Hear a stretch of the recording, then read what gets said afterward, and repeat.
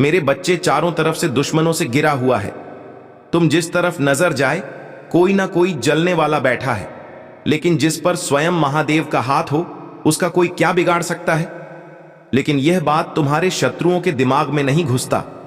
वह तो तुम्हें हमेशा दुख देने के नए नए उपाय सोचते रहते हैं। पता नहीं उन लोगों को तुमसे अब क्या चाहिए। इतने साल बीतने के बाद भी वह पागल यह समझ नहीं पाए कि तुझ पर स्वयं जगत पिता का हाथ है।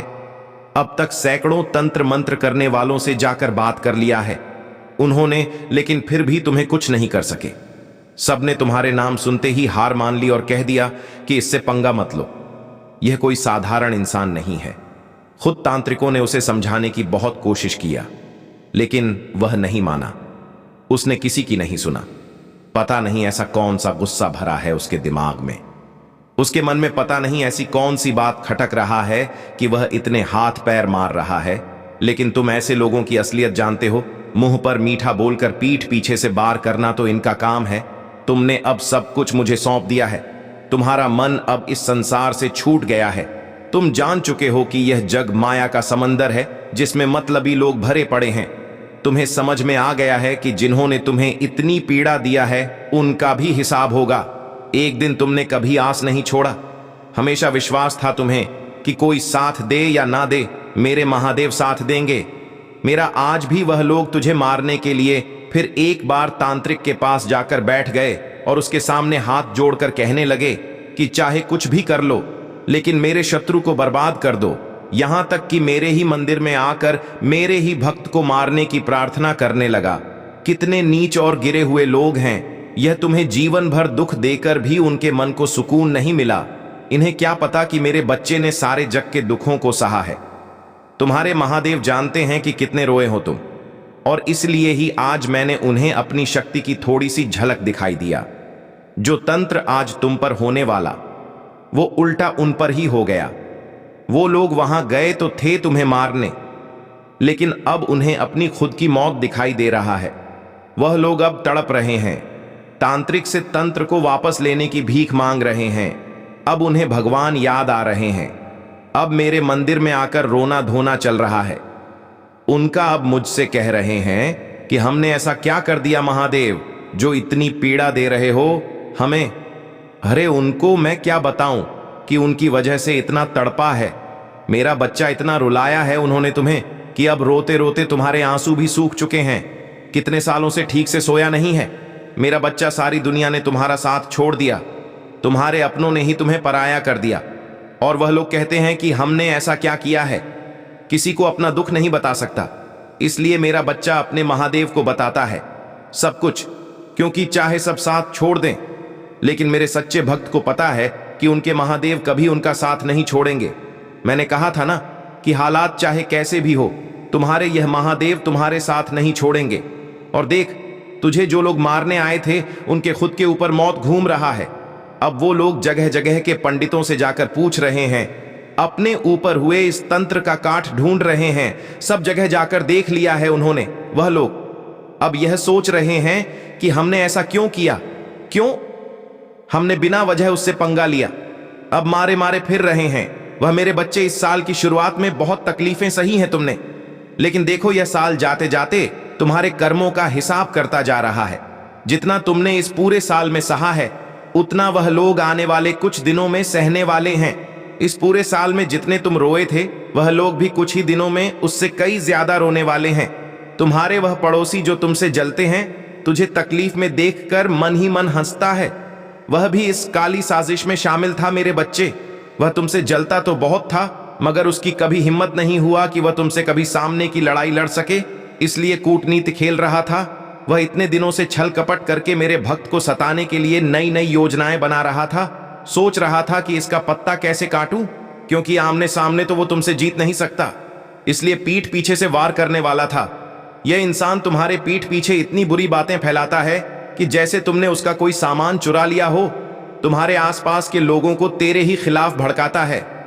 यह रोज सुबह उठते ही तेरे बारे में सोचता है कि आज कैसे बदला लिया जाए, कैसे तुम्हें सताया जाए।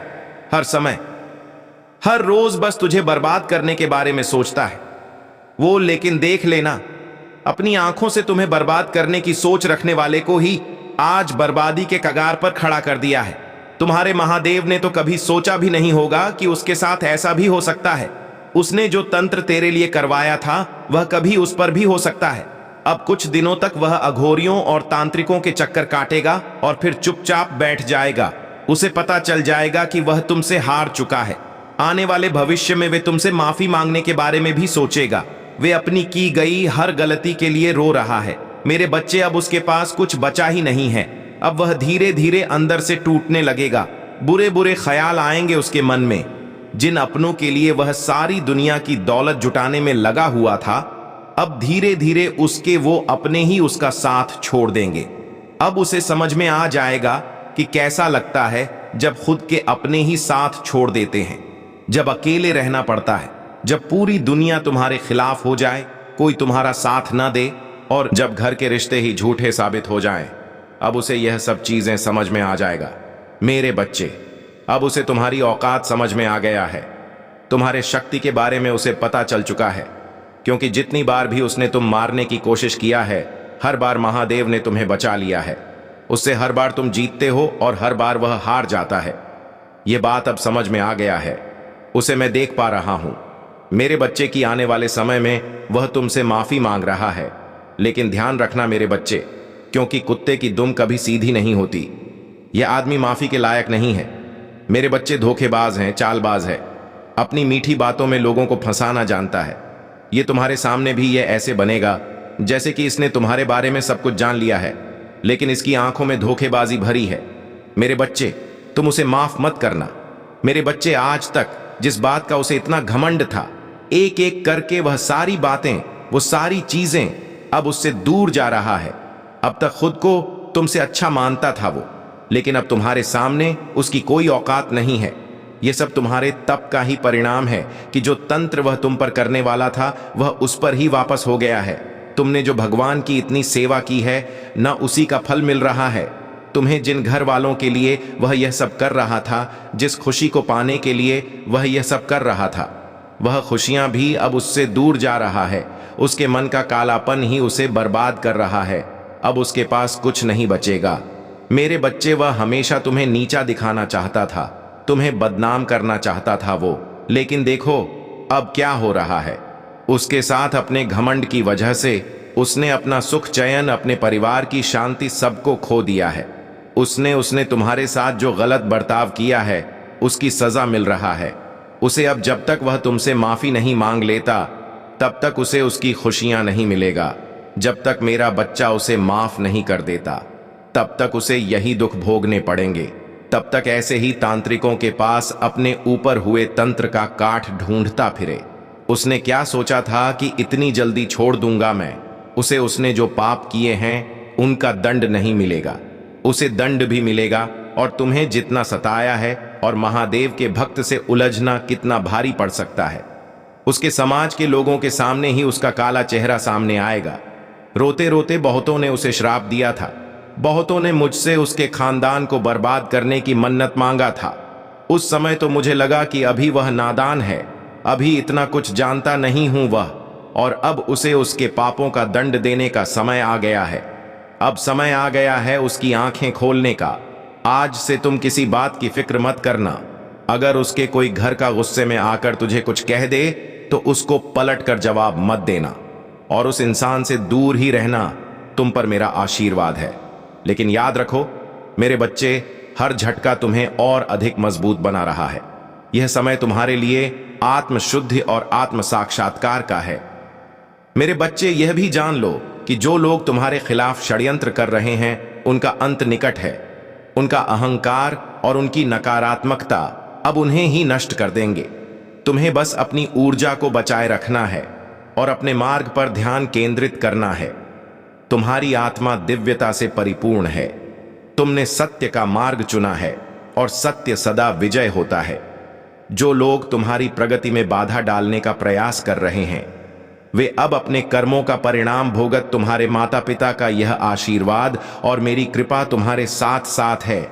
ध्यान करो, प्रार्थना करो और अपने कार्यों को मेरी शक्ति के साथ आगे बढ़ाओ।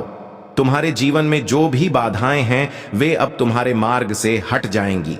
तुम्हारा अतीत एक ऐसा अनुभव रहा है जहां तुम एक खुली किताब की तरह थे। तुम्हारी सादगी और सरलता को कुछ लोगों ने गलत समझा और उसका लाभ उठाने की कोशिश की।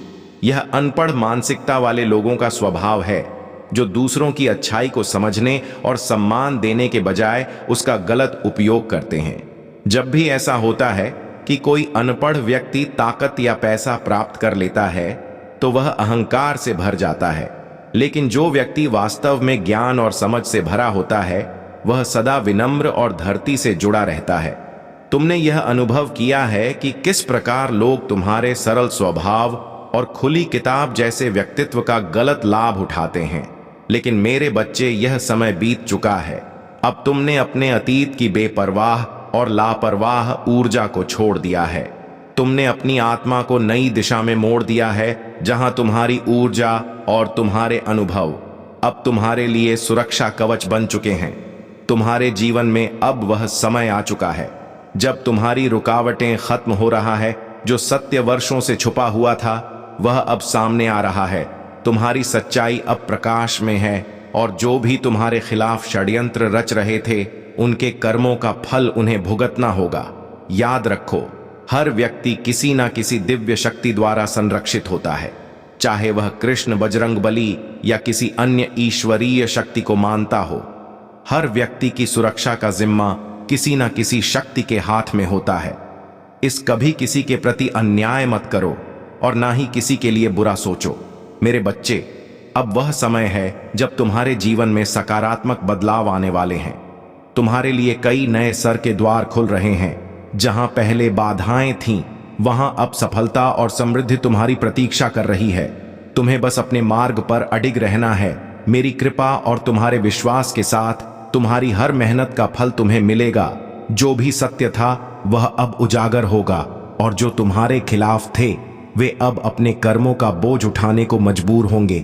अपनी ऊर्जा को शुद्ध रखो, अपने विश्वास को मजबूत बनाए रखो, और नए ईश्वर का स्मरण करते रहो। तुम्हारा भविष्य उज्जवल है, और तुम्हारी आत्मा की शक्ति तुम्हें हर परिस्थिति में विजय बनाएगा। मेरे प्यारे बच्चे, तुम्हारे जीवन में जो भी परिस्थितियां आ रहा है, वे तुम्हारे धैर्य और समझ की परीक्षा लेने के लिए। याद रखो, मैं हर क्षण तुम्हारे साथ हूं। किसी भी स्थिति में अपने मन को विचलित मत होने दो। तुम्हारे आसपास कुछ ऐसे लोग हो सकते हैं जो तुम्हें उलझाने की कोशिश करेंगे, ऊंचा बोलेंगे, गंदे शब्दों का प्रयोग करेंगे या लड़ाई झगड़े का माहौल बनाएं। लेकिन तुम शांत रहो। तुम्हारे भीतर जो ऊर्जा है, वह शुद्ध है, दिव्य है। उसे किसी के गुस्से या नकारात्मकता से दूषित मत होने दो।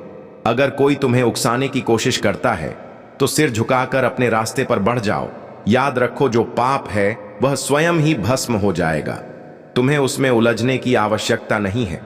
तुम्हारे जीवन में जो कठिनाइयां आया है, वे केवल तुम्हें मजबूत और परिपक्व बनाने के लिए हैं। जो भी लोग तुम्हारे जीवन को बर्बाद करने की कोशिश कर रहे हैं, उनका कर्म उन्हें ही नष्ट कर देगा। तुम्हें सिर्फ अपने कर्तव्य पर ध्यान केंद्रित करना है और मेरी उपस्थिति पर भरोसा रखना है। जब भी तुम्हें संदेह हो, मन ही मन मेरा जाप करो। मेरे नाम का स्मरण तुम्हारे मन को शांति देगा और तुम्हें ऊंचाइयों तक ले जाएगा। तुम विशेष हो, क्योंकि मैं तुम्हें चुन चुका हूं। जो भी बाधाएं हैं, वे तुम्हें रोक नहीं पाएंगी। याद रखो, पाप का अंत निश्चित है। तुम्हें केवल अपनी शांति और संयम बनाए रखना है। यह समय तुम्हारी परीक्षा का है, लेकिन यह भी मेरे द्वारा रचा गया एक बड़ा उद्देश्य है। तुम्हारी प्रतीक्षा का फल अवश्य मिलेगा। मेरे प्यारे बच्चे, तुमने एक लंबी यात्रा तय किया है। यह यात्रा आसान नहीं था। वर्षों तक तुम्हें संघर्ष करना पड़ा, और यह संघर्ष केवल बाहरी दुनिया से नहीं, बल्कि कि अपने भीतर की कमजोरियों से भी था। तुमने उन चेहरों को बेनकाब करने के लिए अपने जीवन के कीमती साल दिए, जो सच्चाई से परे झूठ और छल के पीछे छिपे थे। यह एक लंबा और कठिन युद्ध था, जिसमें तुम्हें बहुत कुछ खोना पड़ा। तुमने अपनी ऊर्जा, समय, पैसा और कभी कभी अपने आत्मसम्मान तक को दांव पर लगाया। लेकिन अब वह समय आ गया है जब तुम्हारी मेहनत रंग लाने वाली है। जो सच था, वह अब सबके सामने तुम्हारी दृढ़ता और साहस ने उन नकाबपोश चेहरों को उजागर कर दिया है। तुम बचपन से ही साहसी रहे हो, खतरों से खेलना तुम्हारी प्रवृत्ति रही है। यह साहस और जज्बा ही तुम्हें कठिन परिस्थितियों में भी आगे बढ़ने की शक्ति देता है। तुमने हमेशा अपने बल पर आगे बढ़ना चुना और किसी की मदद लेना उचित नहीं समझा। यही तुम्हारी आत्मनिर्भरता और आत्मविश्वास का प्रमाण है। अब वह समय आ गया है जब तुम्हारे जीवन में आश्चर्यजनक और अपेक्षित बदलाव आने वाला है। यूनिवर्स ने तुम्हारे लिए विशेष योजनाएं बनाई हैं। तुम्हें ऐसे उपहार मिलने वाले हैं जिनकी तुमने कभी कल्पना भी नहीं की। यह उपहार केवल भौतिक नहीं बल्कि आध्यात्मिक, मानसिक और भावनात्मक रूप से तुम्हारा जीवन बदल देंगे। याद रखो, यह समय मेरे द्वारा तुम्हारे लिए चुना गया है। तुम्हें अब खजाने की चाबी सौंपी जाने वाली है। यह चाबी केवल धन संपत्ति तक सीमित नहीं है, बल्कि यह उन सभी अवसरों और संभावनाओं का प्रतीक। प्रिय भक्तों, अगर आपको महादेव जी का यह संदेश पसंद आया हो तो मेरे चैनल को हर हर महादेव लिखकर सब्सक्राइब जरूर करें और लाइक करें। धन्यवाद।